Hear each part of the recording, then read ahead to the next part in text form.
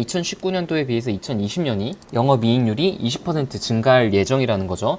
네, 안녕하세요. 중수투자자입니다. 오늘 영상은 2020년 가장 매력적인 투자처 코리아라는 제목이랑 한국 주식 반드시 가지고 있어라 반도체 OLED 5G라는 제목으로 영상을 좀 찍어보도록 하겠습니다.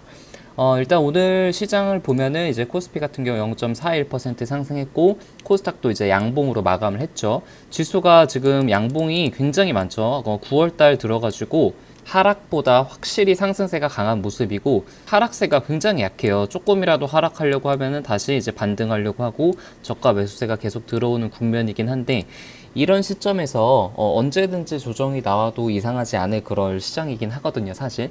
그래서 너무 이렇게 많이 올랐다고 비중을 막 주식을 많이 가지고 있는 건 괜찮은데 너무 레버리지까지 쓰면서 가지고 있는 거는 조금 위험할 수도 있다는 그런 생각이 들어요. 코스닥도 마찬가지죠. 지금 저점 계속 높이면서 상승, 저점 여기서 또 높였죠. 여기서 만약에 조정이 나오더라도 저점을 또 높일 가능성이 있어요. 이게 상승 추세가 언제 꺾이느냐 하면은 상승을 하다가 한번 떨어졌는데 반등을 했죠. 근데 여기서 이제 고점이 높아지지 않고 떨어지는 이 순간이 이제 단기적인 상승 추세는 끝났다고 이제 생각을 할 수가 있거든요. 그래서 아직까지는 꺾이더라도 한 번은 다시 반등할 그럴 시간이 남아있기 때문에 상승 추세는 아직까지는 꺾였다고는 판단하기는 좀 힘듭니다. 주요 이슈들이 이제 돼지열병이 점점 확산이 되고 있고 과열이 되고 있죠. 그래서 지금 아프리카 돼지열병이 연천에서도 이제 발견이 됐다고 오늘 아침에 기사가 나왔습니다. 그래서 관심이 이렇게 계속해서 커질 때는 차익 실현을 조금씩 해야 될 때고 관심에서 멀어질 때가 진짜 관심을 가져야 될 때라는 말씀을 좀 드리면서 혹시라도 관련 주들을 가지고 있는 사람이라면은 조금 차익 실현할 것을 좀 고려하는 것을 말씀을 드리겠고 안 가지고 계시면은 그냥 아예 쳐다보지도 않는 것을 정신 건강에 좋다고 좀 말씀을 드릴 수 있겠습니다. 자, 그리고 헬릭스미스 VM202가 새로운 임상을 좀 시작을 했다고 기사가 나왔더라고요. 아시는 분들은 아시겠지만 홉스죠. 홉스트라이 이름도 굉장히 이쁜데 이게 이제 VM202가 Painful Diabetic Peripheral Neuropathy, 그러니까 그 당뇨병성 신경병증에서 이제 이피컷이랑 세이프티를 보는 건데 어떤 거냐면은 예전에는 그냥 그 통증의 경감 정도를 이제 설문지로 조사를 한 그런 거였잖아요. 근데 이번 설문에서는 오피오이드 아날제, 그러니까 오피오이드 진통제 있잖아요. 마약성 진통제. 우리가 이런 그 신경병증이 있으면 통증이 굉장히 심하거든요. 통증을 잊기 위해서 마약성 진통제를 쓴단 말이에요. 마치 암 환자에서 몰핀을 쓰듯이. 그래서 이런 통증을 줄이기 위해서 오피오이드 약을 쓰는데 이거에 대한 리플레이스먼트, 그 대체제로 VM202가 효과가 있는지에 대한 임상 이상을 시작을 했기 때문에 이게 한 2024년인가? 근데 제가 정확하게 기억 안 나는데 이게 어떤 의미가 있냐면은 암, 당뇨 다음으로 오피오이드가 속한 진통제 시장이 가장 큰 시장으로 되어 있고 매년 2024년까지 계속 성장할 예정이죠. 그래서 여기서 만약에 오피오이드에 대한 대체제로 VM202가 가능성을 얻게 되면은 여기에서도 파이를 충분히 먹을 수 있겠죠. 그래서 VM202는 현재 진행되고 있는 임상 3탕 말고도 여러 가지 임상들이 진행이 되고 있다 정도만 좀 알아주시면 되고, 성공 가능성에 대해서는 제가 100% 알지는 못하죠. 성공할 수도 있고 당연히 실패할 수도 있기 때문에. 근데 이제 제가 뒤에서 조금 이따 말씀드리겠지만 약간씩 좀 차익 실현을 하고 있습니다. 저는 오늘부터. 자, 그리고 이제 뒤에서 이제 말씀드릴 오늘의 핵심적인 내용이 내년 한국 증시 기대해 볼 만하다는 그런 내용이 크레딧 트위스트라는 그런 레포트 내는 데서 이런 의견을 좀 낸 것 같아요. 그래서 이거에 대해서는 뒤에서 조금 이따가 자세하게 한번 말씀드리도록 하겠습니다. 그래서 본론으로 들어가기 전에 어떤 분들께서 이런 댓글을 남겨주신 분들이 계세요. 테마주에 들어갔다가 손절하고 나왔는데 이제 단타를 치지 않고 스윙이나 중장기가 이제 편하고 수익도 잘 내준다는 그런 글을 남겨주신 분도 계시고, 이제 최정희님 같은 경우도 비슷해요. 스윙 중장기가 이렇게 마음 편한지 급등주 따라했다가 손절한 게 얼마인지 모르겠다고 말씀해 주셨는데, 제가 정말 이게 사실은 제가 정말 주식 영상을 찍고 있는 이유 중에 하나예요. 정말 주식이라는 게 정말 단타치고 급등주 따라잡고 이렇게 마음 졸이는 거 말고 정말 가치를 바라보고 기업을 바라보면서 마음 편하게 투자를 하는 것이 제가 추구하고 있는 투자 방식이고 이런 건전한 투자 방식들이 다른 많은 분들도 하셨으면 좋겠다는 그런 마음으로 제가 영상을 찍고 있는 거거든요. 다행히 저의 그 진심을 좀 알아주시는 분들이 몇 분 계셔가지고 굉장히 이런 댓글들은 저한테 힘이 되는 그런 댓글들이고 이제 최정희님께서 뭐 대표님 영상이 얼마나 많은 도움 되는지 모르겠어요. 저도 이런 댓글 남겨주시면 감사드리고요. 근데 저는 뭐 다들 아시겠지만 뭐 대표나 그런 게 아니라 여러분들이랑 똑같은 그냥 개인 투자자고 저도 이제 다른 본업이 있는 그런 직장인 투자자예요. 그래서 제가 말씀드리고 싶은 거는 전문가나 꼭 엄청나게 주식을 많이 하는 그런 고수들만 이렇게 마음 편하게 투자를 할 수 있는 게 아니라 직장인들도 어느 정도의 시간과 노력만 투자가 된다면은 충분히 마음 편하게 투자를 할 수 있다는 것을 다시 한번 좀 말씀을 드리고 싶습니다. 마음 편한 주식 투자를 하려고 노력을 하고 있는 그런 개인 투자자입니다.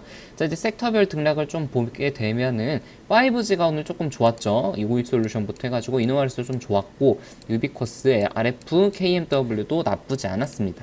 오늘 반도체가 좀 특히 강했는데 그 중에서도 이제 코스닥 반도체 장비주들이 상당히 강했어요. 뭐 원익아이피스 제가 가지고 있는 그 테스트도 좀 강했고 이제 대장주들도 좀 강했죠. 그래서 반도체랑 OLED도 오늘 굉장히 강했네요. 힘스가 10%나 올랐고 야스도 올랐고 한국네오텍도 오르면서 오늘은 시장이 약간 이제 5G랑 반도체가 전체적인 시장을 좀 이끄는 장이었습니다.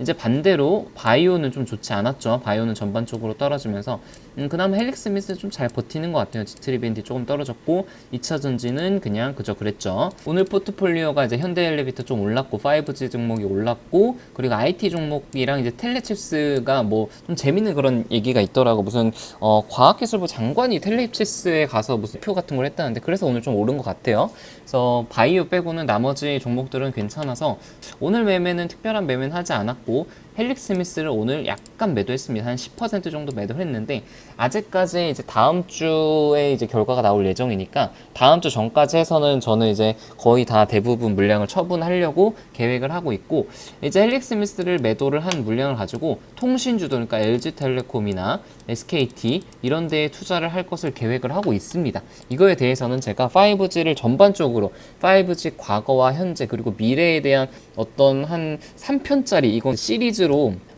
정말 공을 들여서 만들고 있는 그런 5G 시리즈인데 여기서 그 통신주들을 제가 담고 싶은 이유에 대해서도 말씀을 좀 드리려고 해요. 그래서 좋아요랑 구독 눌러주시면 감사드리겠고 자 이제 제가 아까 앞에서 말씀드렸던 2020년 가장 매력적인 투자처 한국이라는 그 제목을 말씀드렸잖아요. 이제 크레디트 스위스 라는 데에서 아시아 증시 투자 매력도에 대해서 말을 했어요. 근데 한국이 1위로 올라갔습니다. 싱가포르도 이제 공동 1위고 비중 확대죠. 그래서 대만도 비중 확대, 홍콩이나 이제 필리핀 같은 경우들은 비중 축소에 대한 얘기를 났고 그래서 이제 글로벌 투자 은행인데 투자 매력도를 아시아 증시 가운데 최상의 위로 꼽으면서 대신증권 상장 기업이 내년에 두 자릿수 이익 성장을 거둘 것이다.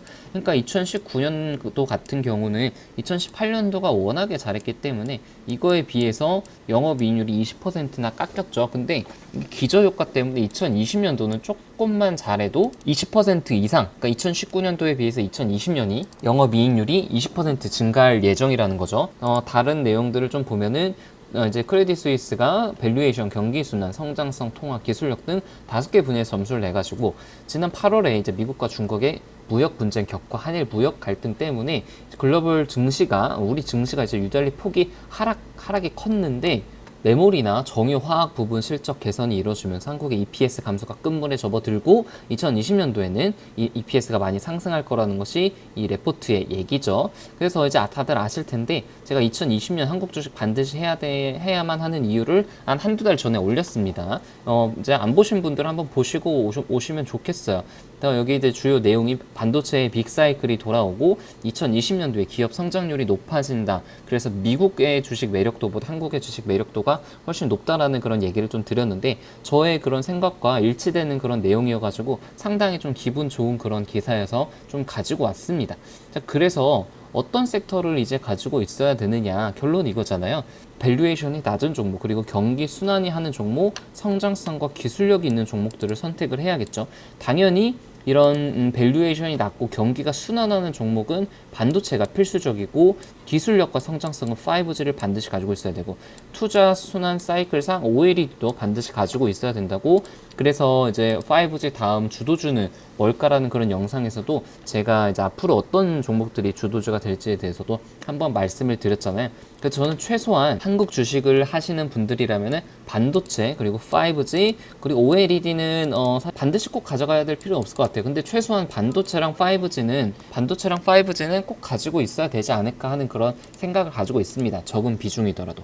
2020년 가장 매력적인 투자처라는 제목과 반도체, OLED, 5G 꼭 가지고 있자, 포트에 넣자, 작은 금액이라도에 대해서 말씀을 드리면서 영상을 좀 마치겠습니다.